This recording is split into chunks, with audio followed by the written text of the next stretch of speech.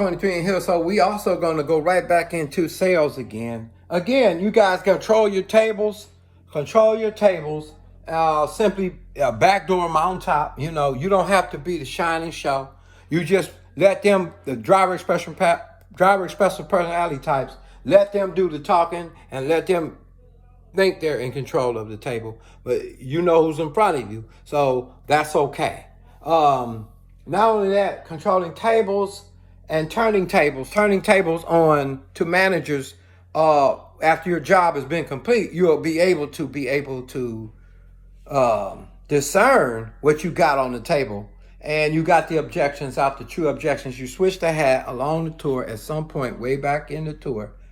And at that point, you get people real. Well, what do you think about so far? What you've seen today? Stuff like that. And let them tell you and ask each one individually. What part do you like about what you saw today? Each one. And then those are bullets. You're not going to release them yet. You know them. You know now that they're in the picture. And once they're in the picture, you can move forward into your sales presentation and go to the next level. Of course, you're always going to be dangling carrot, building value through the whole tour of whatever the product is, and showing the benefits and tying the benefits to the needs, wants, and the desires. Because see, this phone, this product offers this, that, and the other, the benefits. 3, needs, wants, and desires, your product, and then you're going to close. Why today? Why do you have to do it today? Well, today, how much you think it was back then? And if you'd have bought the insurance, or if you'd have bought this back then, what do you think it would be? So you're building actually it's a law called the fear of loss and the urgency scream, and you're closing the door on what they call a why today. Because this price would not be the same if it was 20 years ago, $20,000 is $50,000. What do you think it'd be in 10 years? So in 10 years, you want to make sure that you point out in 10 years what? It's going to be high. You built value. The fear of loss would go, well, I don't want to lose the money at that price. Not only that, when you're scrunching numbers, you're scrunching everything that would be a waste. This is about stewardship. So wasteful money pays for anything that needs to be paid for. If you can find the money, show them in the money in the analytical side, where for your analytical or non-analytical, you have to do 3 things. You have to shift them from the from the reptilian side, which is the turtle, he's hiding, and they'll talk to me. And then you got them out, right, through asking questions, qualifying questions, 3rd level questions, listening, having a genuine interest, letting the driver personality talk, and the amiable person getting them to talk, and then you're going to do your discoveries, and you're going to dangle your carrots. That is to say, sprinkle, sprinkle. Here is a little bit of that. Holding back bullets. That means I'm not giving up everything in the beginning of the sales presentation like a desperate dog. You're gonna have to reserve and take pride in your product, and you're going to have your sights set that I can do this. I can serve this person with my product. And if you can't, you don't need to be on a line. The bottom line is you got to see that you can do it from the gate, and it's already done. When you hit them with the force of faith that you have in your own product, that'll go straight through them. Again, if you built the value right there, always sense a sense of urgency of why today. It should be strung along the whole presentation. You also have to make it look like everyone is doing that, and you should have your stats on that to prove that that's so, or you can't show that. Not only everyone is doing it, but it's still exclusive and reserved for you today. Because if that door on the day, if that door on why me, if that door on trust, if that door, and you building trust during that presentation as well, but you've already got the door on, you temperature check to make sure everyone's in the picture by asking qualifying questions. So how would you use this? See if they're even listening to you. Try to get people to talk back to you, even repeat what you said, to prove that they're listening to you, or they can be just stroking you with your energy and time, wasting your time. You could have been on made $1 million sale by now, but you're stuck not knowing who's in front of you, where they are. You did no temperature checks. You did no trial closes. So what's stopping you from getting this today? Early, not late in the presentation. It's too late. Now you don't know how to overcome the objection. When you can get them real to trust you, you get them real because you're real. And you vibe that back, and they will say, well, I don't think we're going to do this today because of this. But that's your bullet back here in your back pocket. All that time, you're figuring this is the objection, and this mountain got to move. So let me see how it would move. Now, you either turn the table on the true objection, or you overcome it before you get to the table. Like this. Okay, so I know you said you can't do this today because you work 7 days a week. But look at it this way. By the time you retire in 10 years, because you're 50 now, you don't have time because you work. It don't matter if they're a doctor or engineer or whoever's in front of you. The commonality, the mutual thing is longevity here. They're working hard, but at the end of their life, they're going to want, the benefit is, like they're doing right now, they're traveling. So they love adventure. He wants to keep his wife, and he don't want me to take her around the world. So I showed him pictures of what I do to mine.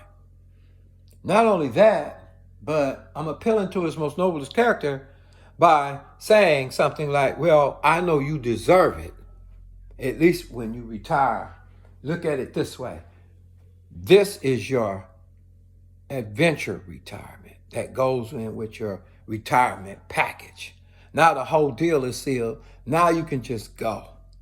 And when you're done, you can hand it off to your kids. Benefit, which won't have to pay for anything but the maintenance fees. Now, maintenance fees, a lot of people argue, but if you pay $1,700 in a year and you got a family of 6, and they can't come up with cutting McDonald's out to travel in 4-bedroom and spacious condos, we look at it like this. Well, you'll be stuck in them crappy hotels, and you'll be paying double that because you'll be buying for 2 and 3 rooms when you travel as a team. Not only that, it also suggests that you can be the creator of bringing your family back together through the product. You see? And how much is that worth? Questions like that. That's a qualifying question. A temperature check on value. If you built it right, they're going to think and shut up and let their brain work. I'm talking to the analytical side now. Because when we crush numbers down to McDonald's and extra monies that's thrown away, they'll find the money to pay the $1,700 a year for, and that's massive maintenance fee. That's for like a month's time. So to us, the logic would be there. The ether would drop the person that's in the picture. But I'm backdooring the man, the gentleman, is the driver expressive. Now, sometimes they won't like the guy. So you might have to switch off to a woman to break that. That's what I've seen sales teams do. And they break off, and you're matching people that could find some kind of commonality with people. Some men don't like men, and some women don't like women. But in the end, all the women will be laughing if their husband didn't like the man. And you switched that tour off early in that tour and got him up out of it, just didn't like him. Sorry, preachers, this is all about if the hood like you. You hear what I'm saying? If they don't, they gonna fire you. That's the way timeshare works.